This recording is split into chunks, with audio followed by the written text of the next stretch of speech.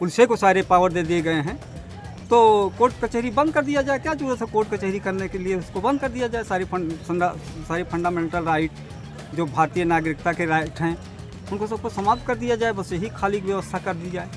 Rape कांड करते हैं, मासूम बच्चियों के साथ करते हैं, तमाम घटनाएं होती हैं, उनको क्यों नहीं गोली मार दी जाती?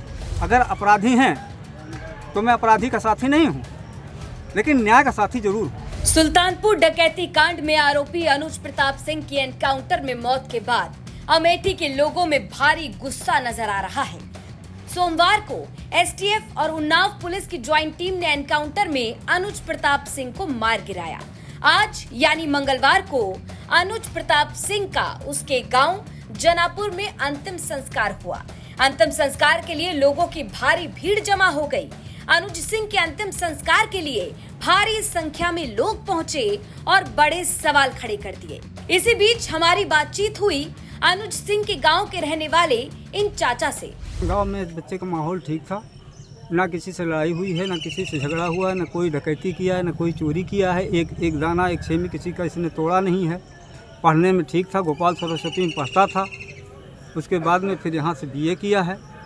सबसे मिलनसार व्यक्ति था। इसके ऊपर खाली एक केस लगा सूरत का, वो रायबली के पुलिस ने पकड़ा था, एसटीएफ ने, और वहाँ की पुलिस को दे दिया। जमानत करवाया। जमानत करने के नाते फिर यहाँ से जमानत करवाने के हाई कोर्ट से जमानत हुई, छूट गया। और छूटने के बाद में फिर ये अपने मुकदमे की पैरवी करने के लिए सूरत में रहता था। तब से यहाँ रहता नहीं था। हम लोगों को इसके आगे कुछ पता नहीं कि क्या है क्या नहीं। क्या लगता है आपको कि ये घटना के बाद से गांव में कितना जो है मातम है, और सरकार जो है सुल्तानपुर डकैती को लेकर कार्रवाई की बात कर रही थी?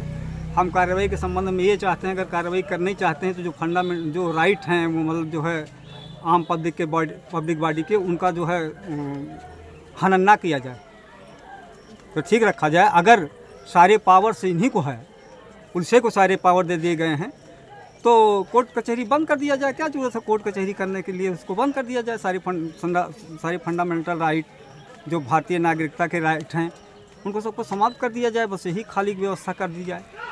और उन लोगों को क्यों नहीं गोली मार दी जाती जो लोग मतलब जो है वो क्या कहते हैं, रेप कांड करते हैं, मासूम बच्चियों के साथ करते हैं, तमाम घटनाएं होती हैं, उनको क्यों नहीं गोली मार दी जाती? न्याय सबको मिलना चाहिए ना।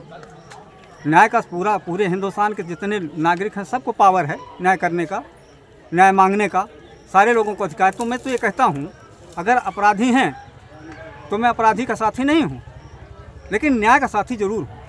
और फंडामेंटल राइट जो हैं वो भारतीय संविधान के अंदर जो नागरिक को दिए गए हैं उनका हनन ना हो। अनुज प्रताप सिंह के गांव के रहने वाले इन चाचा का कहना है कि अनुज का व्यवहार एकदम ठीक था, न किसी से लड़ाई न कोई लूटपाट। इनका कहना है कि अगर सारी पावर एनकाउंटर करने वालों के पास है तो कोर्ट कचहरी में ताला लगा दिया जाए। इन्होंने कहा कि कम से कम मानव अधिकारों का तो हनन नहीं होना चाहिए। अनुज प्रताप सिंह के अंतिम संस्कार के लिए पहुंची भारी भीड़ में गुस्सा नजर आया। लोगों ने एनकाउंटर एक्शन पर बड़े सवाल खड़े कर दिए। दरअसल 28 अगस्त को सुल्तानपुर के ठटेरी बाजार में भरत सोनी ज्वेलर्स के यहाँ दिन दहाड़े करोड़ों की डकैती को अंजाम दिया गया। इस डकैती कांड में अब तक 9 आरोपी पुलिस की गिरफ्त में हैं।